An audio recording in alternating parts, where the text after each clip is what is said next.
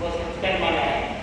ओम ह्रीं क्लीं नमो जगदस्य कल करेगी। ओम ह्रीं क्लीं नमो तवस्य बता किया कि हे बंदे आप बताइए कि जीव है वो भारी कैसे होते हैं और हल्के कैसे रहेंगे, कैसे होते हैं? क्योंकि एक शरीर से भारी होता है और हमारी आत्मा है, जीव है, चेतना है, ये भी जीव है, आत्मा है, ये भारी क्यों रहती है, हल्की कैसे होती है? भगवान महादेव ने कहा केवल जयंती को नहीं, जयंती को तो मात्र संबोधित जैसे गौतम जयंती कहा कि प्राणादि पाप आदि जो 18 पाप है उन पाप स्थानों में दो व्यक्ति प्रवृत्ति करता ही रहता है। चाहे पहला है प्राणादि पाप यानी जीव ऐसा हो रही है व्यक्ति का नैमित्तिक, उनको कोई पाप का डर नहीं करने का है, तो वो आत्मा है जैसे 18 पाप है। दूसरा निष्ठावान योगी असत्य कई तो क्या है, बात बात में असत्य वचन का उपयोग करता रहता है। भाई बहनों, भगवान महादेव ने बताया है कि सत्य वचन का चाहे साधु है चाहे श्रावक है, जितना परिपालन करता है उतना ही असत्य वचन अगर नहीं प्रयोग में लेता है तो अशुभ कर्मों को भी तोड़ता रहता है और शुभ भावों से अपनी अगर 3 वर्ष तक एक बार भी असत्य वचन का प्रयोग नहीं किया है या हो गया तो उसका प्रायश्चित लेके आत्मा को शुद्ध की है तो भगवान ने कहा है वो वचन सिद्धि को प्राप्त कर सकता है। तो बंधुओं 18 पाप है, हम चाहे 5 आश्रम कहते हैं और 6 किडनी का यानी 6 प्रकार के जीव है, इसमें सारे समान हो गए तो सबको पता है। फिर तरस जीव है, चलते हलते हैं, जिनसे बुलते हैं, वो सारी आत्मी तरस जीव है। तो तरस में सारा समाहित हो गया। तो 5 स्थावर है जैसे पृथ्वी गाय, अपाय, तेजस गाय, वायु गाय और वनस्पति गाय। तो ये क्या है, स्थावर है। तो गाय इनमें चलने फिरने की शक्ति नहीं है, परंतु दुख होता है उनका तो वेदन होता ही होता है। तरस जीव है जो बोलने में सक्षम है। जैसे जैसे इंद्रियां ज्यादा होती जा रही है, जैसे 2 से 3 से 4, तो कहने का है वो ज्यादा वेदन करता है, उर्राता है, ज्यादा दुख भोगता है, करता है। तो ज्यादा क्योंकि जितनी उनकी आग होती है, जितना अंदर से ऊपर कलुषित होता है, जितना ही सामने करने वाला व्यक्ति है वो पाप कर्मों से रंजित होता जाता है। तो कहा गया है कि प्राणादि पाप 18 पाप है, चाहे तीसरा चोरी का है, चौथा ब्रह्मचर्य का है और 5वां परिग्रह है।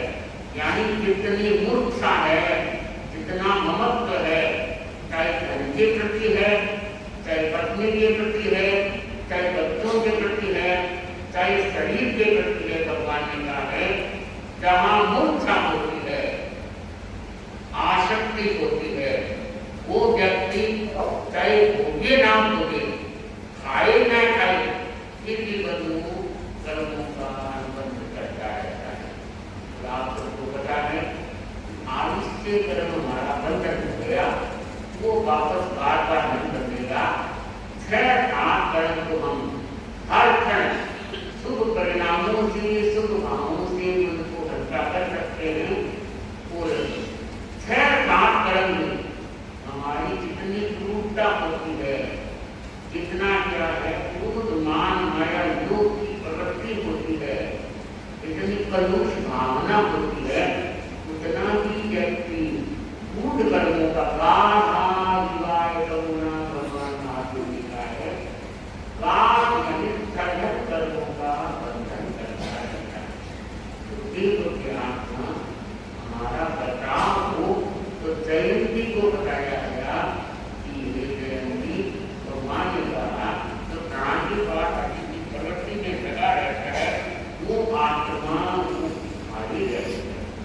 बनते फिर हल्की आत्मा किसकी रहती है, कैसे रहती है?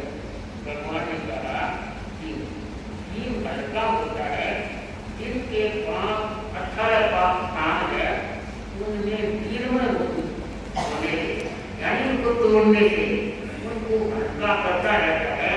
अपनी आत्मा की पवित्रता है, अवगुण है, उसका अवलोकन करके प्रायश्चित देता रहता है। मन में अशुभ प्रवृत्तियां हैं, इसको छोड़ता जाता है, वो आत्मा क्या है, हल्की रहती है। ये भगवती सूत्र के भगवान साहब ने बहुत सुंदर ढंग से बताया है। भाई बहनों, आज तक तो आपको पता ही है, अध्यक्ष भी हैं तो अपनी बात को वंदनीय साथी जी, शादी उपस्थित श्रावक श्राविका समाज, आज नवरात्रि का 8वां दिन, जो हम मंत्रों के द्वारा इस नवरात्रि में अनुष्ठान के द्वारा हम अपने आप में एक स्वस्थता की अनुभूति करते हैं। क्योंकि ये जो मंत्र करते हैं वो हमारे लिए एक महत्वपूर्ण भूमिका निभाते हैं और कहते हैं कि चैत्र महीना का जो नवरात्रि है, आषाढ़ महीना का जो नवरात्रि है, जो हम करते हैं, उसमें विशेष रूप से हम कुछ न कुछ उपलब्धियां प्राप्त कर सकते हैं। क्योंकि इस समय आपको पता होगा कि जो सूर्य होता है वो बिल्कुल सब अवस्था में होता है। ऐसे तो 360 दिनों में 9 नवरात्रियां आ जाती है, पर ये जो 2 ये आती है, चैत और आषाढ़ में, ये हमारे कहते हैं कि जो सूर्य की किरणें हैं, जो सूर्य है वो सब अवस्था में रहता है और उनकी जो किरणें हमारे इस पृथ्वी पर आती है, जो ऊर्जा पृथ्वी पर आती है, इसको कहते हैं कि कॉन्सेप्ट एनर्जी, वो हमारे विशेष रूप से शक्तिपात करती है। ये एनर्जी इस समय ही पृथ्वी पर आती है नवरात्रि में, क्योंकि नवरात्रि में विशिष्ट साधना की जाती है। अगर कोई व्यक्ति मंत्र की साधना चाहते हैं तो इन नवरात्रि में इस शक्ति को, कॉन्सेप्ट एनर्जी को अपने भीतर में समाहित कर सकते हैं। और ये एनर्जी केवल 1 दिन के लिए नहीं, केवल 9 दिन के लिए नहीं, ये एनर्जी हम जब तक वापस नवरात्रि नहीं आए तब तक हम इस एनर्जी को अपने काम में ले सकते हैं। इसीलिए तो कहते हैं कि अनुष्ठान 9 दिन में विशेष रूप से ध्यान रखना चाहिए, छोड़ना नहीं चाहिए। हम मंत्रों के द्वारा करते हैं, जैसे संदेश, निम्नलेगा, आयुष, ये सब हमारे लिए आत्मसात करने के लिए होते हैं। हम विजयदशमी की बात करते हैं, दशमी का दिन जो दशहरा करते हैं, वो सबसे दिन महत्वपूर्ण माना गया है। इस दिन कहते हैं कि जो प्राचीन समय में राजा महाराजा होते, वो 9 दिन में मंत्र की साधना करके, शस्त्र अस्त्र की पूजा करके, और जो ये विजय काल होता है, भाई बहनों, दशमी के सायंकाल दिन अस्त होने के बाद में एक चंद्रमा का, एक तारे का उदय होता है, जिस तारे का नाम आता है अगस्त्य नामक तारा, अगस्त्य। और यह तारा, क्योंकि ज्योतिष ग्रंथानुसार कहा जाता है कि विजयदशमी का दिन विजय काल कहा जाता है। और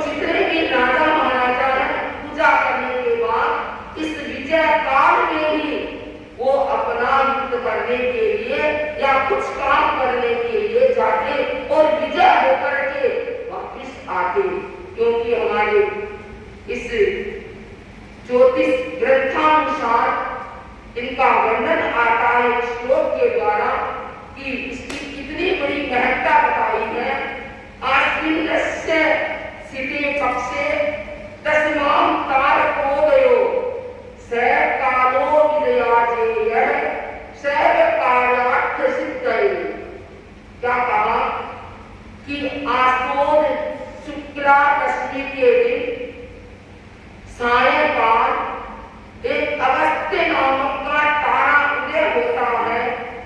उस समय चिंतामणि ग्रंथ अनुसार कहा गया है, अगर कोई व्यक्ति काम करने के लिए जाता है, विशेष काम करने के लिए या अपनी भावना को रख करके उस काम के लिए जाता है, तो वह निश्चित रूप से वह काम सिद्ध होकर के आएगा।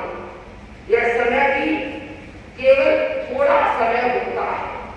तारा उदय होता है, उस समय यह समय प्रारंभ होता है और लगभग 1 घंटे के भीतर तक यह समय विजय काल होता है। उसके बाद में यह समय हमारे लिए उपयोगी नहीं होता। इसलिए कहते हैं कि कोई भी व्यक्ति विशिष्ट साधना करना चाहता है, विशिष्ट कोई कार्य करना चाहता है।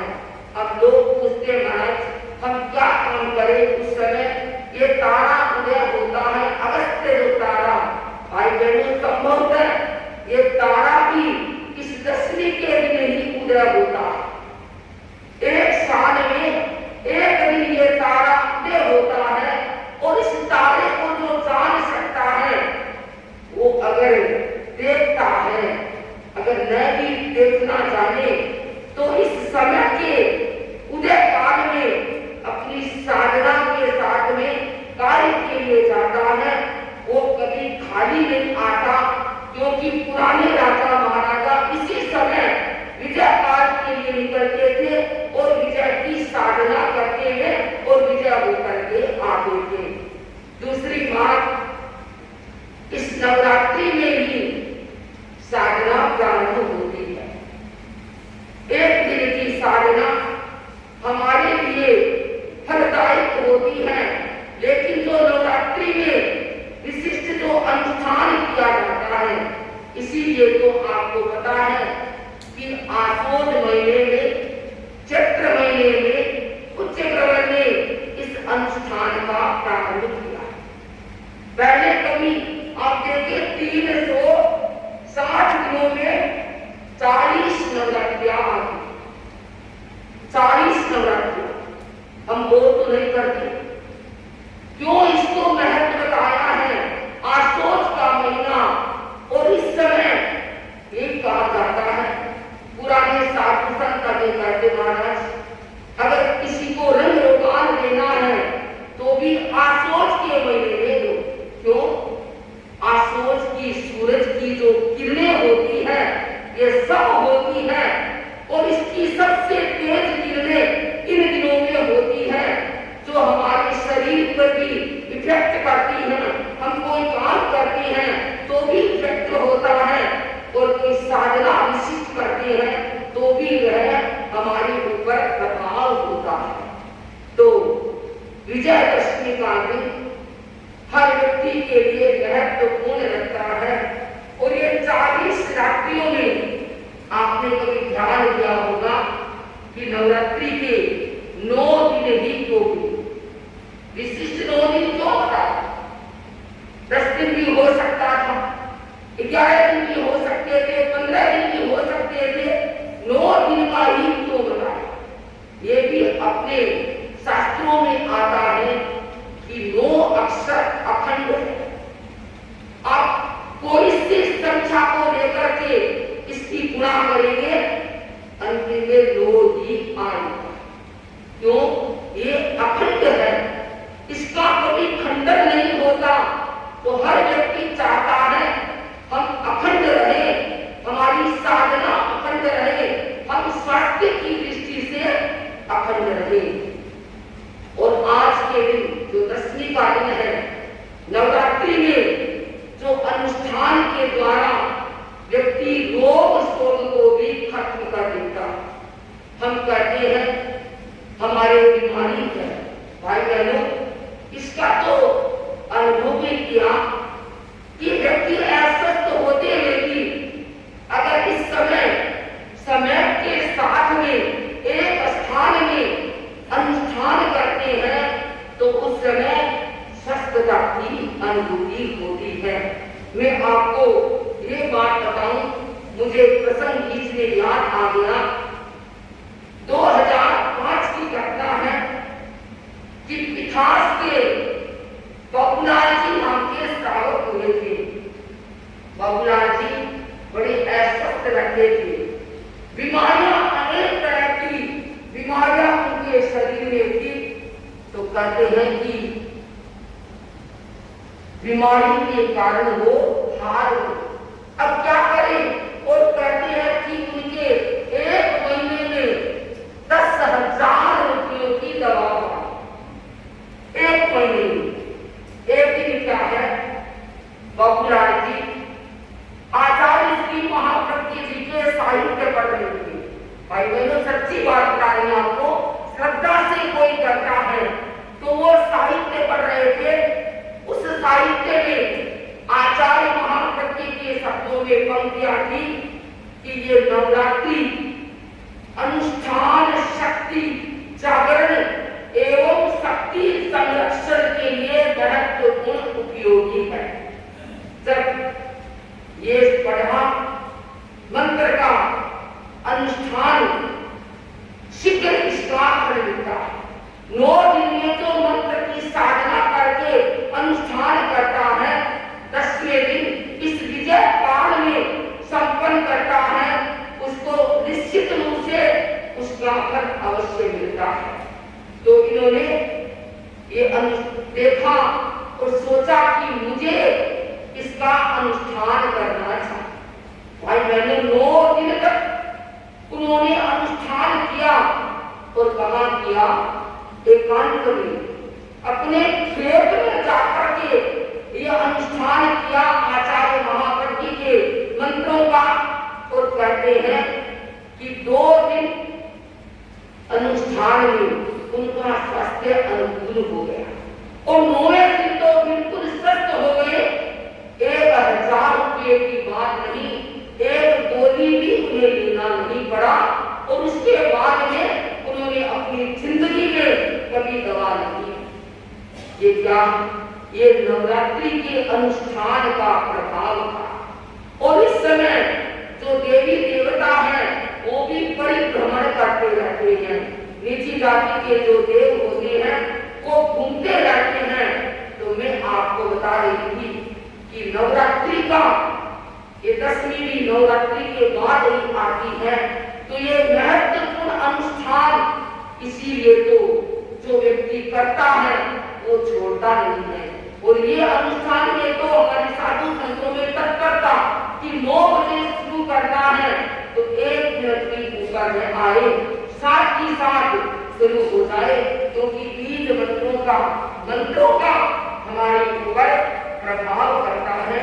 तो विजयदशमी के दिन इस समय इस काल में चंद्रमा उदय होने से, और भाई बहनों आपको शायद ये भी पता होगा कि जो हमारे जो आश्विन शुक्ला पक्ष की जो नवरात्रियां हैं कि इनके कहते हैं कि चैत और आश्विन में ये हमारे ब्रह्मांड में सूर्य का परिवर्तन होता है। उस समय क्या होता है कि एक है वासंतिक, एक है शारदीय नवरात्र कहा जाता है। वासंतिक नवरात्र और शारदीय नवरात्र, इन दोनों रात्रि में कहते हैं कि जो वासंतिक नवरात्र होता है उस समय सूर्य की गति उत्तरायण में चली जाती है। और जब शारदीय नवरात्रि आती है उस समय सूर्य की गति है वो दक्षिणायन की ओर हो जाती है। उस समय दोनों में परिवर्तन होता है, उत्तरायण और दक्षिणायन। तभी कहते हैं कई बार कि सूर्य की दिशा परिवर्तन हो गई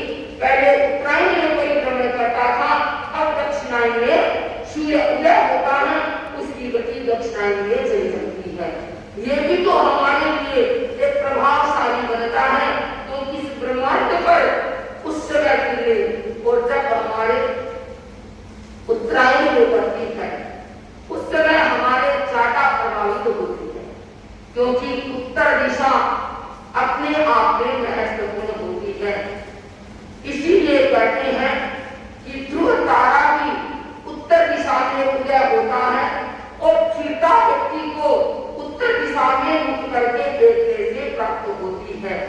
तो विजयदशमी का दिन हम विशिष्ट साधना करें।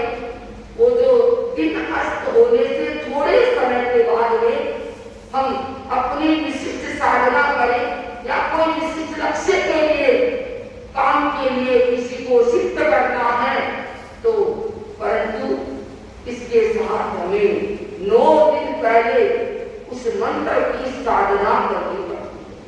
आप सोचे अभी है, हमने कर ली और हमारा काम सिद्ध हो गया, ठीक है, उस समय का तो किया हुआ काम हमें लाभदायक होता है, लेकिन मंत्र की साधना के लिए हमें 9 दिन विशिष्ट साधना करके और उस समय विजय काल के समय में हम उस लक्ष्य की ओर बढ़ते हैं तो वह निश्चित रूप से जीत करके आता है, वह कार्य सफल करके आता है। तो हमारे लिए यह महत्वपूर्ण दिन, और हम भी ये चिंतन करते हैं भाई बहनों, नवरात्रि में लोग देवी की पूजा करते हैं, कोई फलाहार करता है, कोई अन्न परिहार करता है, कोई आरती करता है, कोई कुछ करता है, ठीक है, लौकिक देवी की पूजा करते हो, साथ में आप इसके साथ में मंत्रों को और जोड़ दे तो आपकी आध्यात्मिक पूजा भी हो सकती है, और आध्यात्मिक पूजा के साथ में आप उन मंत्रों को सिद्ध करके और सिद्ध करने के बाद में अपने जीवन की गाड़ी को आगे सही रूप से कर सकते हैं। पर ये बात का ध्यान रखना पड़ेगा कि हम मंत्र तो करेंगे लेकिन अर्थ भी जानना जरूरी है। अगर अर्थ नहीं जाना, अगर किसी को पूछे आप अपने नवरात्रि में साथी स्थिति आपको मंत्र करवाती हैं, क्या अनुष्ठान का अर्थ जानते हो? अगर जानते हैं तो हम उसी भाव के साथ में मंत्रों का उच्चारण करते हैं, और अगर नहीं जानेंगे तो हम क्या है, उन मंत्रों को केवल मंत्र के साथ में रह जाएंगे पर उसकी क्रियान्विति हम नहीं कर पाएंगे, केवल शब्दों में ही रह जाएंगे। तो इसके लिए हमें ये जानना जरूरी है, क्योंकि कहते हैं कि व्यक्ति मंत्र करते हैं और मंत्र के द्वारा वह अपने आप में एक नई ऊर्जा प्राप्त करता है। इस नई ऊर्जा के लिए हमें सबसे पहले यह ध्यान देना होगा, अगर स्वस्थ बनना है, अगर कार्य को सिद्ध करना है तो हमें ओम ह्रीं अरहं ऐ सी आ ऊ सा ह्रीं नमः, ओम ह्रीं अरहं ऐ सी आ ऊ सा ह्रीं नमः। इसको हम 27 बार इसका उच्चारण करेंगे। आप देखना हमारे शरीर में, हर शरीर के हर अवयव में जहर खेला हुआ है, हर चीज का आप धीरे धीरे इस मंत्र के द्वारा भीतर की जो जहर की वृत्ति है, जो भी हमारे भीतर में कीटाणु है, वो कीटाणु धीरे धीरे समाप्त हो सकते हैं, जिससे हम स्वस्थता की अनुभूति कर सकते हैं। दूसरा, इसके साथ में वो 27 बार करेंगे, ये हम 13 बार करेंगे। ओम ह्रीं अरहं नमो अरहंताणि ह्रीं नमः, ओम ह्रीं अरहं नमो अरहंताणि ह्रीं नमः। ये ध्यान रखेंगे, इसकी भी हम 13 बार इसको गिनेंगे, और इस मंत्र जप की साधना में हमारी दिशा उत्तर दिशा होगी, क्योंकि रात्रि कालीन में इन मंत्रों का स्मरण करेंगे। कल विजयदशमी का दिन होने के बाद में इन मंत्रों की साधना करेंगे। अगर कोई कर सकता है तो कर के लिए अगर एक माला फेर करके इसको सिद्ध करके, वैसे नवरात्रि में 9 दिन इसकी साधना करती हैं, लेकिन अगर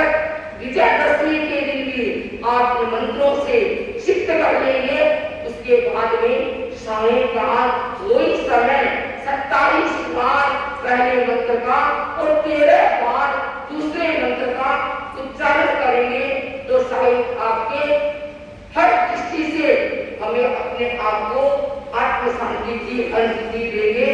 और एक है ओम ऐं ह्रीं नमो लोए सब्बे सवाहूणं। ओम ऐं ह्रीं नमो लोए सब्बे सवाहूणं। इस मंत्र की हम 9 बार साधना करेंगे एकाग्रता के साथ में, 9 बार इस मंत्र के साथ में। और हमारा ये ध्यान रहना चाहिए, इसको करते समय हमारा ध्यान शक्ति केंद्र पर, और जहां तक कोई कर सके तो ये मंत्र नीले रंग के साथ में करें। नीला रंग जब हम उच्चारण करें उस समय ओम ऐं ह्रीं नमो लोए सब्बे सवाहूणं, हमारा ध्यान शक्ति केंद्र पर। और नीला रंग कौन सा नीला रंग? आकाशीय रंग। आकाश का जो नीला रंग है, क्योंकि रात्रि काल में तो आपको काला दिखाई देगा, आकाश का नीला रंग उस रिंग को हमारे शक्ति केंद्र, रीढ़ की हड्डी का अंतिम छोर शक्ति केंद्र पर उसको ध्यान केंद्रित करके और इस मंत्र को केवल नीले रंग के साथ में लेंगे। आप देखना, इससे आज की जो समस्या है, हर तरह की समस्या, चाहे घरेलू समस्या ले, चाहे हम स्वास्थ्य की दृष्टि से ले, चाहे हम मानसिक रूप से ले, कुछ भी ले, आप इसकी आनंद के साथ में अनुभूति करेंगे स्वस्थता का। पर एक बात का ध्यान रखना पड़ेगा, हम कोई भी मंत्र साधना करें, सिद्ध करें, जप करें, हमारी एकाग्रता होना जरूरी है। हमारा जो व्यक्ति है प्रत्येक एक जगह है, हमारा ध्यान कौन आया है, क्या कर रहा है, उस समय सब बात को गौर कर ले।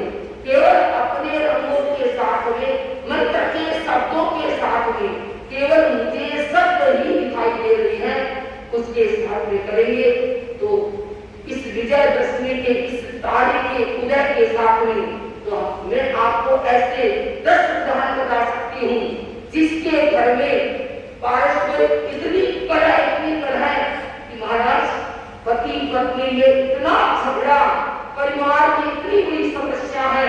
इस मंत्र की साधना करने के बाद में अपनी नवरात्रि आई तब तो पूरा घर में इतनी शांति, ऐसा कभी लगा नहीं कि हमारा घर है वो कोई कभी नरक की तरह था, ऐसा स्वर्ग की तरह बन गया। तो भाई बहनों सारी स्थिति देख रहे होंगे, समय हो गया है, अब इसके लिए तो बड़ा फील्ड चाहिए 1 घंटा 2 घंटे का। तो मैं अपनी बात को ही कि कल का इतना बता दें कि कल का अपनी सबसे श्रेष्ठ दिन रात में कालीन का जो चंद्रमा 1 साल में 1 बार भी वो चंद्रमा का समय विजय काल समय वो 1 दिन में आता है। नवरात्रि के 10 ये दशहरे के दिन में, अगली पहले चैत की नवरात्रि में दिन आता है, केवल दशहरे के दिन ही शाम को ये आता है। तो सभी अपनी साधना में विशिष्ट रूप से, और भाई बहनों कल नवरात्रि का लास्ट दिन है और मैं तो आपको ये कहना चाहूंगी, हर भाई बहन कम से कम नवरात्रि के अनुष्ठान कितना भी काम हो, ये जो अनुष्ठान कराया जाता है वो विशिष्ट साधना के लिए होता है और इससे हमें आत्मसंतुष्टि का भी अनुभव होता है। तो हम आज के बाद ध्यान रखेंगे कि नवरात्रि में काम हो, देवी पूजा हो, आगे पीछे पैठ करनी, लेकिन अनुष्ठान हम नहीं छोड़ेंगे और एकाग्रता के साथ में करेंगे तो इसके फल हम अवश्य प्राप्त करेंगे। और जो व्यक्ति अस्वस्थ रहता है, बीमार रहता है, अगर वो इस मंत्र की साधना करेगा तो आप स्वयं अनुभव करेंगे कि मैं एक दिन कैसी स्थिति में था और आज मैं कैसी स्थिति में हूँ। तो ये नवरात्रि हमारे लिए आत्मसात बनेगी और हम स्वयं अनुभव करते हैं कि 9 दिन में ऐसे आनंद की अनुभूति होती है। मंत्र जप करते हैं, अनुष्ठान करते हैं तो ऐसे लगता है कि हम और आगे करते जाए, समय हो जाता है। तो मैं साथ में अपनी साधना को आगे बढ़ाएंगे और साधना के साथ में विशिष्ट कोई अपने लक्ष्य पर कोई कार्य करना चाहे तो कल सायंकाल का दिन सबसे श्रेष्ठ माना गया है। परसों दशमी के लिए हम बता रहे थे कि परसों नवमी के शाम उसी दशमी माना अपने पंचांग में जो अगले दिन दशमी आया है, लेकिन जाते उसी दिन का है। तो वो जैसे आपको लोगों जैसे करे जैसे पता है आप लोगों को, तो वो दिन हमारे लिए श्रेष्ठ बनेगा, लाभदायक बनेगा। अपनी साधना में भी वह उच्च कोटि का बन करके अपनी साधना को आगे बढ़ाएगा। इसी भावना के साथ ओम अरहम ओम अरहम ओम अरहम। जिनको उपवास कर सकता है उपवास वाली